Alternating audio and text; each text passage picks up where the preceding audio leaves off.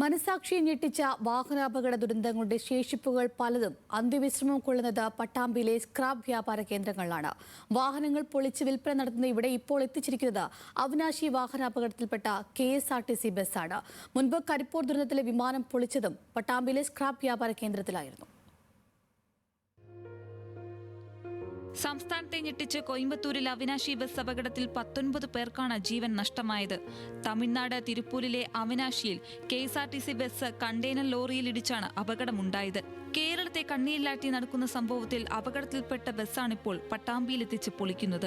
48 യാത്രക്കാരുമായി ബംഗളൂരുവിൽ നിന്നും കൊച്ചിയിലേക്ക് വന്ന KSRTCയുടെ RS 784 നമ്പർ വോൾവോ ബസ്സാണ് അപകടത്തിൽപ്പെട്ടത്. എതിരെ വന്ന ലോറിയുടെ നിയന്ത്രണം നഷ്ടപ്പെട്ട് ഡിവൈഡറിൽ ഇടിച്ച് കണ്ടെയ്നർ റോഡിലേക്ക് വീണു. ഈ കണ്ടെയ്നറിലേക്ക് KSRTC ബസ് ഇടിച്ചു കയറുകയായിരുന്നു. ബസിന്റെ ഡ്രൈവറും കണ്ടക്ടറും ഉൾപ്പെടെ 19 പേരാണ് മരിച്ചത്. 2020 ഫെബ്രുവരി 20-നുണ്ടായ അപകടത്തിൽപ്പെട്ട ബസ്സാണ് 6 വർഷത്തിന് ശേഷം പൊളിക്കുന്നത്.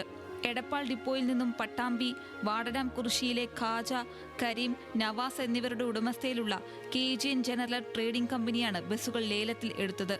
പട്ടാമ്പിക്ക് അടുത്ത് കണ്ണൂരിലെ ഒഴിഞ്ഞ പറമ്പിൽ വെച്ചാണ് ബസ് പൊളിക്കുക. വണ്ടികൾ സ്ക്രാപ്പ് ചെയ്യുന്നവരുടെ നമ്മൾ KSRTC ലേലത്തിലെടുത്ത് സ്ക്രാപ്പ് ചെയ്യുന്നവരുടെ ഇതിപ്പോൾ 8 ഇനി വരാണ്ട്, സാധനം വരാണ്ട്, വണ്ടികൾ വരാണ്ട് ഓൺലൈൻ ലേലാണ് ഇപ്പോൾ വരുന്നത്. അങ്ങനെ ലേലത്തിലെടുക്കും, അങ്ങനെ പൊളിക്കും, നമ്മളിങ്ങനെ കയറ്റി അയക്കുന്നവരുണ്ട്. ഉപയോഗശൂന്യമായ വേറെയും KSRTC ബസ്സുകളും പൊളിക്കാനായി ഇവിടെ എത്തിച്ചിട്ടുണ്ട്. 21 പേരുടെ മരണത്തിനിടയാക്കിയ കരിപ്പൂർ വിമാന ദുരന്തത്തിലെ എയർ ഇന്ത്യ വിമാനവും പട്ടാമ്പി ഓങ്ങല്ലൂരിലെ സ്ക്രാപ്പ് വ്യാപാര കേന്ദ്രത്തിൽ എത്തിച്ചാണ് പൊളിച്ചത്. ബസ് പൂർണ്ണമായും പൊളിക്കുന്നതോടെ മലയാളികൾക്ക് മറക്കാൻ കഴിയാത്ത മറ്റൊരു ദുരന്ത ചരിത്രത്തിന്റെ ബാക്കിപത്രം കൂടെ ഓർമ്മയാകും.